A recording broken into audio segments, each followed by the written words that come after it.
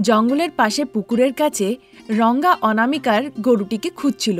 সে দেখে সারদা একটি গাছের তলায় ঘুমিয়ে আছে। সারদা মা ঘুমুচ্ছে এখানে, তার মানে গরুটি আশেপাশেই কোথাও আছে। এদিকে গঙ্গা বলল গরুটিকে ধরে তাকে ইঞ্জেকশন লাগাতে, যাতে সে দুধ না দেয়, না হলে সে মেরেই ফেলবে। একথা ভেবে সারদাকে দেখতে দেখতে রঙ্গা সেখান থেকে চলে যায়। মোটা নাটা গঙ্গা নিজের দুধের ট্রাকটি চালাচ্ছিল। মনে হয় না এই রঙ্গাকে যে কাজ দেয়া হয়েছে সে আদৌ করতে পারবে। যদি করে থাকতো তাহলে ফোন করত। ফোন করেনি যখন, তার মানে অনামিকার গরুটাকে ইঞ্জেকশন দিতে পারেনি, যাতে সে দুধ না দিতে পারে। আর যদি সে গরুটিকে ইঞ্জেকশন না দিতে পারে তাহলে আমার হাত থেকে তার রক্ষে নেই। একথা ভেবে সে নিজের দুধের ট্রাকটিকে পুকুর পাড়ে গিয়ে থামায়। ট্রাক থেকে নেমে সে চারিদিকে দেখে, কিন্তু সে কাউকেই আর দেখতে পায় না। এখানে আশেপাশে কেউ নেই, এটাই ভালো সুযোগ। চলো তাহলে দুধে জল মেশানো যাক।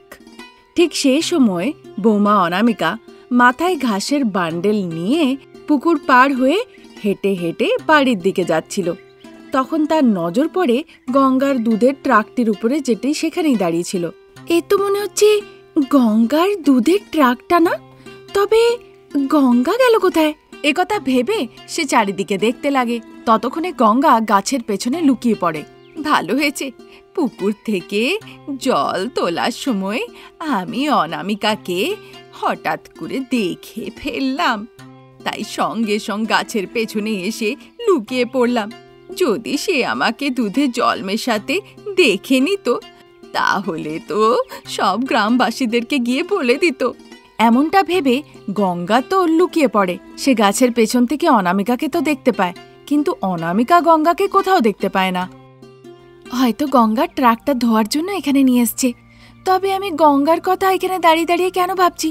আমার শাশুড়ি মা কোথায়, আর গরুগুলোই বা কোথায়? একথা ভেবে সে এগিয়ে যেতে লাগে। ওদিকে রঙ্গা একটা গরুকে ঘাস খেতে দেখে। দেখে সে ভীষণ আনন্দিত হয়। আরে বাহ, এই তো অনামিকার গরুটা। এবার আমি তাড়াতাড়ি গিয়ে গরুটিকে ইঞ্জেকশনটা লাগিয়ে দিই। এইভাবে খুশি খুশি সে গরুটির দিকে এগিয়ে যায়। ইঞ্জেকশনটি বের করে, কিন্তু রঙ্গাকে গরুটি দেখে ফেলে। কষে একটা লাথি মারে। রঙ্গা দূরে ছিটিয়ে গিয়ে পড়ে। ততক্ষণে ইঞ্জেকশন হাওয়ায় উড়ে এসে রঙ্গার গায়ে লেগে যায়। রঙ্গার ভীষণ ব্যথা হয়।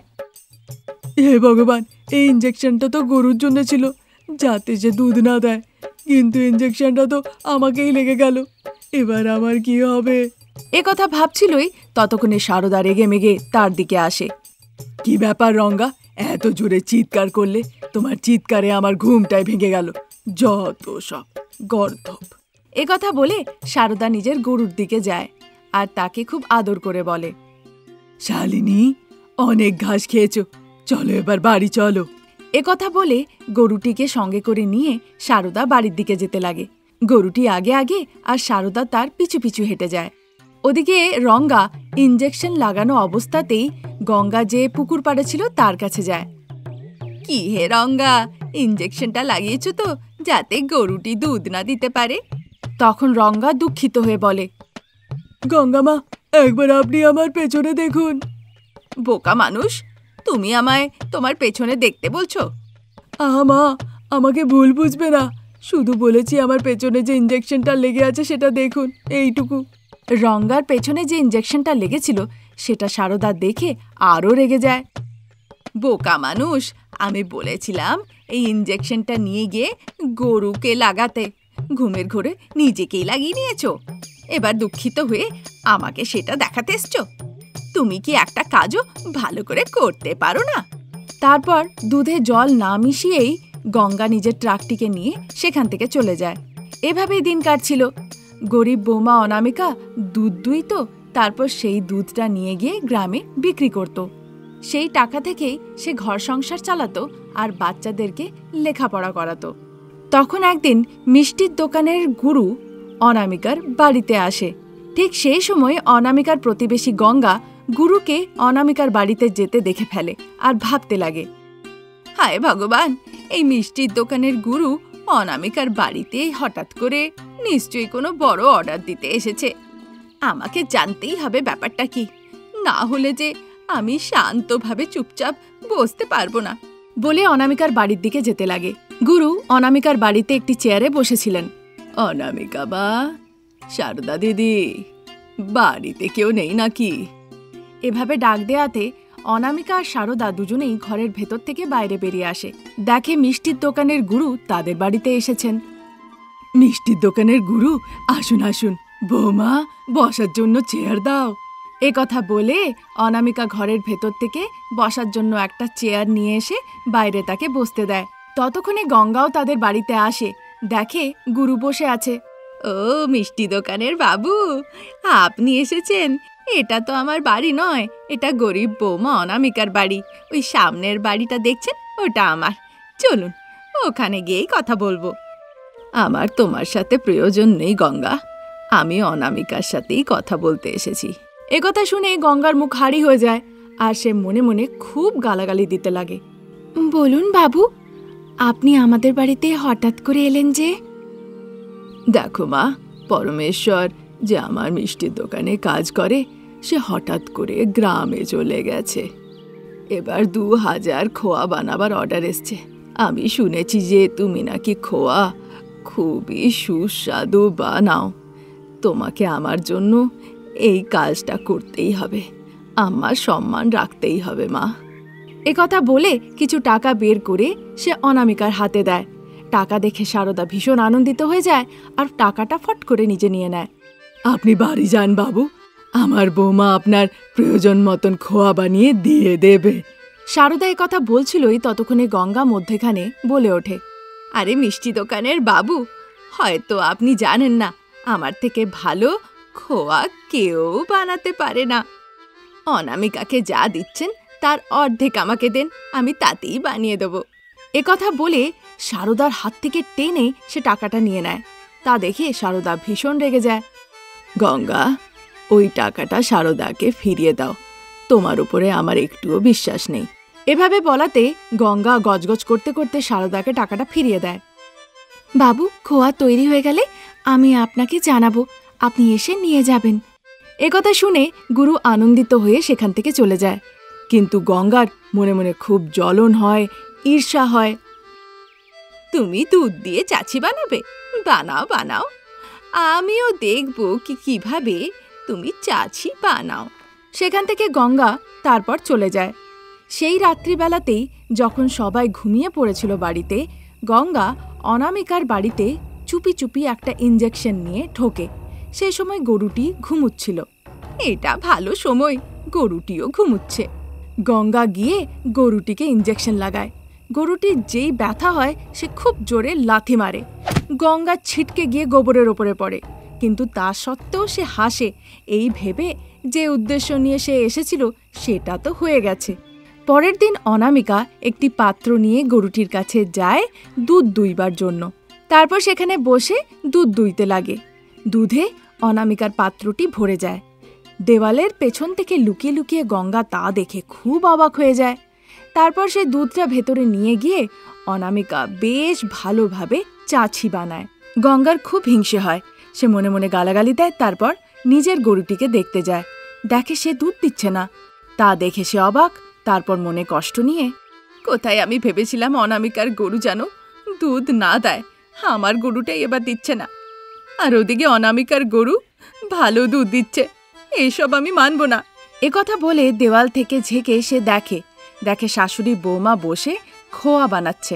গঙ্গার আগের মাথায় একটা লাঠি নিয়ে আসে অনামিকার গরুটিকে মারার জন্য। ততক্ষণে গোমাতা নিজেই সেখানে প্রকট হয়ে যান। গঙ্গা, তোমার মনে খারাপ উদ্দেশ্য আছে, তাই তোমার গরুটি দুধ দেওয়া বন্ধ করে দিয়েছে। এরপরেও তোমার শিক্ষা হয়নি, তুমি অনামিকার গরুটিকে মারতে এসেছ। এসব করে তোমারই ক্ষতি, কিন্তু অনামিকার মন পরিষ্কার, তাই সে আজকে মায়াবী দুধ পাচ্ছে। একথা বলাতে গঙ্গা সেখানেই অজ্ঞান হয়ে পড়ে যায়। গোমাতা অদৃশ্য হয়ে যায়। তারপর শাশুড়ি বৌমা মিলে যে চাছিটা বানিয়েছিল সেটা তারা গুরুর হাতে দিয়ে দেয়। গুরুও তাদের হাতে বাকি টাকাটা দিয়ে সেখান থেকে চলে যায়। তা দেখে শাশুড়ি বৌমা ভীষণ আনন্দিত হয়। মা, এই সব কিছু সম্ভব হয়েছে গোমাতার আশীর্বাদে, আমি গরুটিকে একটু খাইয়ে আসছি। একথা বলে অনামিকা গরুটির কাছে যায়, দেখে সেখানে গঙ্গা অজ্ঞান হয়ে পড়ে আছে। গঙ্গা নিঃশব্দ হয়ে গেছিল। সে খুব দুঃখিত ছিল। গরিব বৌমা অনামিকাকে দেখে হাত জোর করে সে প্রণাম করে আর সেখান থেকে চলে যায়। আর অনামিকা খুব আদর করে গরুটিকে চারা খাওয়াতে লাগে। এই ছিল আজকের গল্প। নতুন গল্প নিয়ে আমরা খুব তাড়াতাড়ি হাজির হব। ততক্ষণের জন্য নমস্কার। সেকেন্ড ফ্লোরের ব্যালকনি থেকে অনামিকা একটা শাড়ি খুব টাইট করে ধরেছিল, আর সেই শাড়িটিকে ধরে রমেশ নিচে ঝুলছিল আর খুব ভয় পাচ্ছিল। এ কি অনামিকা, একটা সিল্কের শাড়ির জন্য তুমি নিজের স্বামীকে এভাবে ঝুলিয়ে দিলে? এটা কিন্তু ঠিক করলে না তুমি। সব ঠিক কোনো ঠকানো নয়, আর নাই কোনো পাপ করা হচ্ছে। বলো, তুমি আমাকে সিল্কের শাড়ি কিনে দেবে? না হলে আমি এক্ষুনি এই শাড়িটা হাত থেকে ছেড়ে দেব। না না অনামিকা, তুমি সাদা শাড়িতে একদম ভালো দেখতে লাগবে না। আরে, সেকেন্ড ফ্লোর থেকে পড়লে তুমি শুধু হাত পাই ভাঙবে, কিন্তু তুমি মরবে না, বেঁচেই থাকবে। আমি এ কথাটা খুব আগে থেকেই জানতাম, তাই যদি তুমি পড়ে গিয়ে হাত পা ভেঙে যায় সেগুলো আবার জুড়ে যাবে। আমি ফেমাস অর্থোপেডিক ডাক্তারের সাথে কথা বলে রেখেছি। 25,000 টাকার শাড়ির জন্য তুমি আমার সাথে এরকমটা করছো? মাকে ফোন করে বলবো। ওদিকে শাশুড়ি মা শ্বশুর মশাইকে হাতে রেখেছেন। তাই বুঝি? এখানে আমার এরকম পরিস্থিতি আর ওদিকে বাবার ওরকম পরিস্থিতি। এ কথা ভাবতে ভাবতে রমেশের নিজের বাবার প্রতি খুব দয়া হয়। ওদিকে রান্নাঘর থেকে সারদা রেগে মেগে একটা একটা করে বাসনপত্র তুলে হলের দিকে ছুঁড়ে ছুঁড়ে ফেলছিল। প্রসাদ কিছুই বুঝে উঠতে পারছিল না, তাই একটি তোয়ালে মাথা থেকে ঢেকে সে সোফার উপরে বসেছিল। সারদা রান্নাঘর থেকে এক হাতে বেলনা আর এক হাতে খুন্তি নিয়ে সোজা প্রসাদের কাছে এসে দাঁড়ায়। প্রসাদ তাকে দেখে খুব ঘাবড়ে যায়। আমি তোমাকে বলিনি আমার জন্য বিভিন্ন রকমের গয়না পাতি এনে দাও? তা তো বলনি সারদা। আর নাই তোমার কাছে আমি 1 কোটি টাকা চেয়েছি? তা তো চাওনি। শুধু এইটুকুই তো বলেছি যে আমার জন্য একটা কোমর বন্ধ বানিয়ে দাও। হ্যাঁ সারদা, কিন্তু তোমার কোমরের জন্য কোমর বন্ধ? প্রসাদ এর আগে কিছু বলতো, তার আগেই সারদা চিৎকার করে বলে, বেশি বলার কোনো প্রয়োজনই নেই, শুধু বলো হবে কি হবে না। এভাবে বলাতে তখন প্রসাদ মনে মনে ভাবতে লাগে, ঠিক আছে, এখন আপাততর জন্য তো এই বিপদের হাত থেকে বেরোতে হবে, না হলে তো মাথায় চেপে যাবে। এখন সারদার ইচ্ছে রাখার জন্য আমি তাকে হ্যাঁ বলে দিই, পরে তাকে আমি বোঝাবো, তারপর ধীরে ধীরে কোমর বন্ধের কথা সে ভুলে যাবে। মনে মনে ভাবে, তারপর জোর গলায় সে বলে ওঠে, আচ্ছা বেশ, তোমার জন্য কোমর বন্ধ আমি বানা করাবো, কিন্তু তার জন্য তো আমাদের অনেক টাকার প্রয়োজন। এখন আমার ট্রাভেল বাস ভালো করে চলছে না, সে কথা তো তুমিও ভালো করে জানো। তার জন্য আমি কি করব? আপাতত নিজের মনটাকে বড় করো আর আমাকে একটু সময় দাও, আমি তোমার জন্য নিশ্চয়ই বানিয়ে দেব। প্রসাদের এভাবে বুঝিয়ে বলার পরে সারদা মনে মনে তখন ভাবতে লাগে। পরের দিন রাস্তার ধারের টি স্টলের সামনে দাঁড়িয়ে প্রসাদ স্যুট বুট পরে আর রমেশ হাতে ফাইল ধরে দাঁড়িয়ে দাঁড়িয়ে দুজনে চা খাচ্ছিল। বাবা রমেশ, তুমি কিছু ভেবে দেখেছো যে কথাটা আমি বলেছিলাম? ভেবেছি বাবা, কিন্তু তারপরেও আমাদের অনেক লোকসান হয়ে যাবে। এখনই আমাদের ট্রাভেল কোম্পানিতে এত লস হচ্ছে, আরও যদি লোকসানের কথা বলো তাহলে তো খুব অসুবিধা হয়ে যাবে। তাই জন্য বাবা, আমার সাহস হচ্ছে না যে আমি তোমাকে আবার থেকে নিজের পরিকল্পনা বলি। আচ্ছা বাবা, বাকি কথা আমরা গাড়িতে যেতে যেতে বলবো, চলো। একথা বলার পরে তারপর দুজনে চায়ের দোকানের সামনেই গাড়িতে বসে সেখান থেকে রওনা দেয়। রমেশ গাড়ি চালাতে লাগে। এবার বলো বাবা, তোমার পরিকল্পনাটি কি? ফ্রি বাস বাবা, কিছুদিনের জন্য আমরা আমাদের ট্রাভেল বাসটিকে শহরে বিনামূল্যেই ঘুরবো। কিছুদিন পরে তারা বাসে চাপার জন্য ঝগড়া করতে শুরু করবে, তারপর ধীরে ধীরে মানুষের সংখ্যাও বাড়বে আর বাসের সংখ্যাও বাড়বে। কিন্তু এভাবে আমরা কিভাবে লাভ অর্জন করব? সেটাই বাবা, আমি সেটাই বলতে যাচ্ছিলাম। তারপর কিছুদিন পরে লোকেদের মধ্যে ঝগড়াঝাটি দেখে আমরা এটাই বলবো যে আমরা ফ্রি বাসের এই সেবা বন্ধ করে দিচ্ছি। আপনারা এভাবে ঝগড়াঝাটি করছেন, সেটা ভালো হচ্ছে না। সে কথা নজরে রেখে আমরা ভাড়া একটু কম রাখছি, কিন্তু ভাড়া দিয়ে এবার থেকে যাতায়াত করতে হবে, না হলে অসুবিধা হবে। হ্যাঁ, এবার বুঝতে পারলাম, আগে ওদেরকে আমাদের বাসে বসিয়ে অভ্যেস করে দিতে হবে, পরে তাদের থেকে আমরা ভাড়া নিতে লাগবো, এই তো। হ্যাঁ বাবা, একদম ঠিক বুঝেছ। হ্যাঁ রে বাবা, তোর বুদ্ধিটা বেশ ভালো লেগেছে, এটাই করব।